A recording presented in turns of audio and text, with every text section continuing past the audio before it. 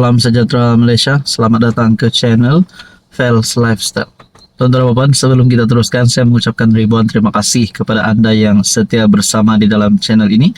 Dan kepada yang baru di dalam channel ini, saya ucapkan selamat datang dan selamat bergabung. Oke, sebelum kita teruskan kepada isu panas kita hari ini.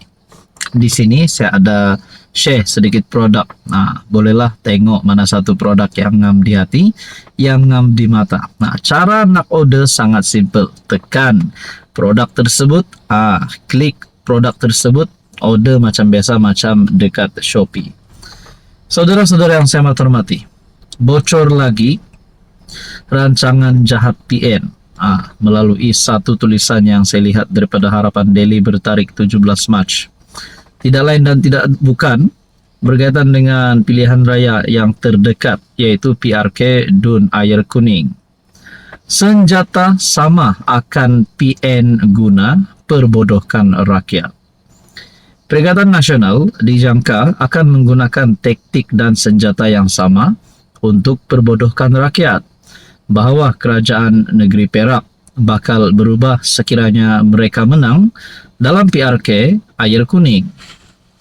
Naib Pengerusi Amanah Johor, Dr. Zuhan Zain berkata, PN sepatutnya menggunakan peluang PRK bulan depan itu untuk menunjukkan kemampuan mereka memimpin, bukan hanya mengadakan dongeng mempersendakan rakyat. Dalam pada itu, beliau berkata, Amanah Johor turut menyokong kenyataan Naib Presiden Amanah yang menyarankan agar PN tidak bertanding pada PRK Air Kuning dan memberi laluan kepada calon kerajaan perpaduan yang akan bertanding di DUN tersebut. Selain itu, Amanah Johor ujarnya juga menolak kempen perkauman serta perpecahan dalam PRK Air Kuning kerana bertentangan dengan tuntutan keharmonian di negara ini. Amanah Johor ingin melahirkan sokongan penuh kepada calon kerajaan perpaduan yang akan dipilih akan datang, katanya menerusi kenyataan. Nah, makna kata ini satu kemenangan terawal kerajaan perpaduan bagi PRK Dun Air Kuning, kerana telah kantoi, PN kantoi, ataupun ini satu amaran kepada Perikatan Nasional, jangan memperbodohkan rakyat. Dalam artikel ini, dalam tulisan ini, untuk rekod PRK Dun Air Kuning diadakan selepas penyandangnya Allahyarham Isham Sharudin pada 23 Februari lalu akibat serangan jantung. Dalam PRU ke-15, Isham memperoleh 9,088 undi sekaligus memenangi kerusi Dun Air Kuning dengan majoriti 2,213 undi. Beliau menewaskan 4 calon, yaitu Muhammad Nazri dari PH yang memperoleh 6,875 undi, Muhammad Nur Farid Zainal PN 6,812 undi. Saudara-saudara, mungkin kepada penyokong kerajaan perpaduan akan meminta untuk calon kerajaan perpaduan akan berharap untuk mereka menang besar. Manakala dengan penyokong PN pun begitu juga. Jadi kita nantikan saja apa yang akan berlaku. Hai, hello, salam sejahtera Malaysia. Selamat datang ke channel Fels Lifestyle. Tuan-tuan dan puan yang saya hormati, terima kasih kerana terus setia dan terus bersama di dalam channel ini. Kita telah mendengar beberapa berita yang menyebut berkaitan dengan had jawatan tempoh jawatan Perdana Menteri, iaitu selama 10 tahun ataupun 2 penggal. Tak sangka selepas ada berita begini, ini pula respon daripada kepimpinan Perikatan Nasional. Sampai yang ada yang bertanya, adakah mereka ini naif ataupun bebal? Nah, saudara-saudara, PM 2 penggal, Perikatan Nasional sebar ketakutan yang tidak berasas. Alamak. Apa sebenarnya yang dilakukan oleh kepimpinan Perikatan Nasional ni? Sama ada mereka faham ataupun mereka tidak faham. Dalam tulisan ini, saya meneliti beberapa komen dari pembangkang yang cuba mengelirukan kenyataan Setiausaha Agung DAP Anthony Loke dalam isu menghadkan jawatan PM kepada 2 penggal. Antaranya, apa yang ditulis oleh Ketua Pemuda PN Afnan Hamimi Taib Azamuddin menerusi hantaran FB. Pandangan Afnan tidak tepat sama sekali apabila beliau membingkaikan kenyataan Locke secara negatif. Afnan coba menyebarkan ketakutan tidak berasas, khususnya apabila beliau menulis, "Inilah kita, keadaan negara kita sekarang. Nasib kita yang majority ditentukan oleh mereka yang asalnya minority pada akhir antaran tersebut."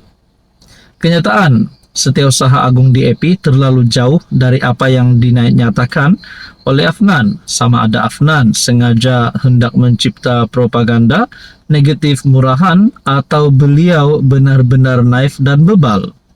Hakikatnya apa yang dinyatakan Locke dan dipersetujui oleh PM Anwar adalah bertujuan mengelakkan pentadbiran seseorang PM pada tempoh terlalu lama, bertukar menjadi diktator dan kuku besi.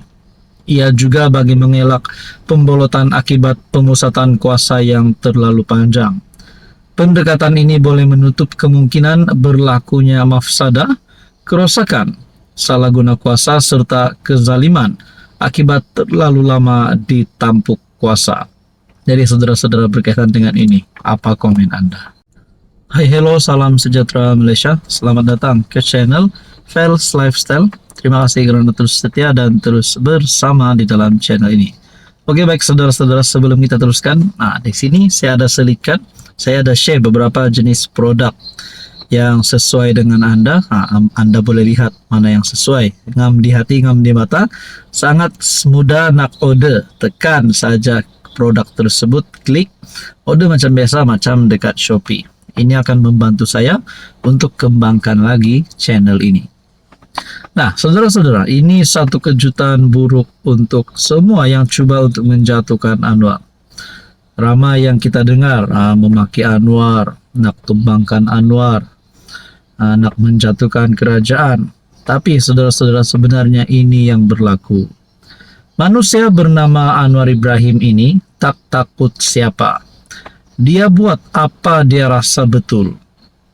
Datuk Seri Anwar Ibrahim disifatkan sebagai seorang pemimpin yang tidak pernah gentar dengan ancaman mana-mana pihak. Setiausaha politik kanan pejabat Presiden PKR, Datuk Romli Ishak berkata, sepanjang beliau mengenali bosnya itu, Anwar tidak takut kepada sesiapa kerana beliau sudah merasah duduk dalam neraka dunia. Tempoh 11 tahun di penjara membuatkan Anwar lebih berani dan tidak tunduk kepada mana-mana pihak. Anwar Ibrahim ni dia tidak takut sesiapa. 11 tahun duduk dalam penjara, dia dah duduk dalam neraka dunia.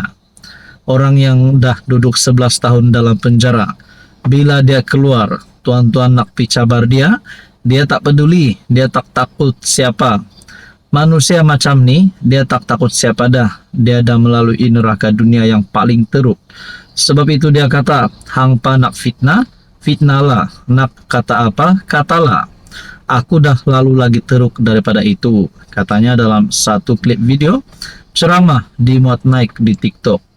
Romli berkata, Anwar telah melalui banyak ujian besar yang diberikan Allah sebelum beliau menjadi Perdana Menteri. Katanya PM beruntung kerana mempunyai seorang isteri seperti Dr. Wan Azizah yang sangat setia. Hari ini dia jadi Perdana Menteri pun orang tak berhenti habis bercakap. Saya cakap bos, tanggaplah bos, kutip habis semua. Dia balas, hang nak aku jadi macam Mahathir kah, katanya lagi. Nah, ini mungkin menjadi perbezaan Anwar Ibrahim dan juga bekas Perdana Menteri yang lain ataupun musuh politik Anwar Ibrahim, ataupun mungkin lebih detail, mungkin Mahathir, Muhyiddin dan siapa sajalah yang cuba untuk menjatuhkan Anwar, yang memusuhi Anwar. Sedangkan kita tahu Anwar ini memang seorang yang pemaaf. Jadi saudara-saudara, berkaitan dengan tajuk berita hari ini, apa komen Anda?